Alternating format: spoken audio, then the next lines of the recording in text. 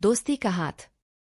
जैसे जैसे गर्मी के कारण पानी की मांग बढ़ने लगी तो शांति नगर के पड़ोस वाले गांव के जमींदार ने इनका पानी बंद कर दिया। किसी तरह इन लोगों ने 2 से 3 दिन तो बिना पानी के गुजारा कर लिया, लेकिन अब हर कोई पानी की एक एक बूंद को तरसने लगा। शांति नगर में रहने वाले किसी भी सदस्य में इतनी हिम्मत नहीं थी कि वो जमींदार की शिकायत कर सके या उसके खिलाफ आवाज उठा सके। शांति नगर वाले सभी लोगों ने मिलकर पानी की समस्या के बारे में अपने गुरुजी से बात की। गुरुजी ने कहा कि कुछ समय पहले तक तो आप लोगों का आपस में काफी अच्छा तालमेल था, फिर ऐसा कैसे हो गया?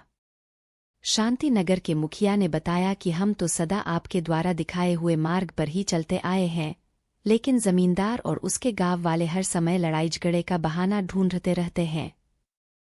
गुरुजी ने सभी लोगों को हौसला देते हुए कहा कि मैं जमींदार से जाकर इस बारे में बात करूंगा।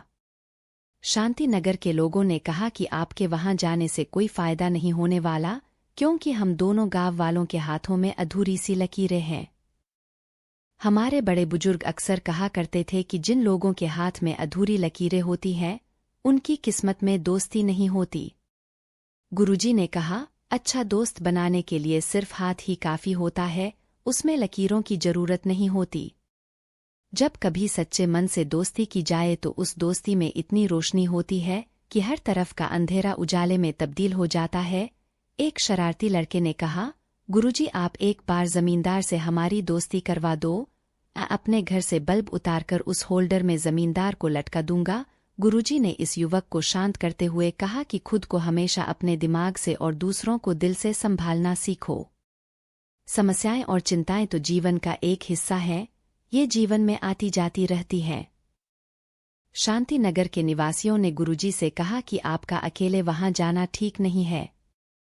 वो लोग बहुत गुस्से वाले और झगड़ालू किस्म के हैं। गुरुजी ने जवाब दिया कि यदि वो गुस्सा करेंगे तो मैं सोच लूंगा कि ये कितने अच्छे लोग हैं, सिर्फ गुस्सा ही किया है, मुझे हाथ तक नहीं लगाया, परंतु यदि उन्होंने आपकी पिटाई कर दी तो आप क्या करेंगे? गुरुजी ने कहा कि मैं सोचूंगा कि कितने दयालु हैं ये लोग, सिर्फ हाथ से थोड़ी बहुत पिटाई की है, डंडे आदि से नहीं मारा। गुरुजी, यदि उन्होंने डंडों और लाठियों से आपको मारा तो आप अपना बचाव कैसे करेंगे? गुरुजी को अब कहना पड़ा कि मैं सोचूंगा कि सिर्फ डंडों से मारा है, मेरी जान तो नहीं ली। कुछ लोगों ने घबराकर कहा कि वो तो इतने खतरनाक लोग हैं कि हो सकता है वो आपकी जान ही ले लें। अब गुरुजी ने मुस्कराकर कहा कि फिर तो इस दुहक भरी जिंदगी से ही छुटकारा मिल जाएगा। इतना सुनते ही शांति नगर में सभी रहने वाले गुरुजी के चरणों में गिरकर कहने लगे कि आप जैसे महान लोगों की सहनशीलता की बदौलत ही दुश्मनों के गुस्से को शांत किया जा सकता है। गुरुजी ने शांति नगर के सभी लोगों को समझाया कि अच्छे उपदेश का असर झगड़ालू व्यक्ति पर उसी तरह होता है जिस तरह गर्म किया पानी थोड़ी देर बाद ठंडा हो जाता है।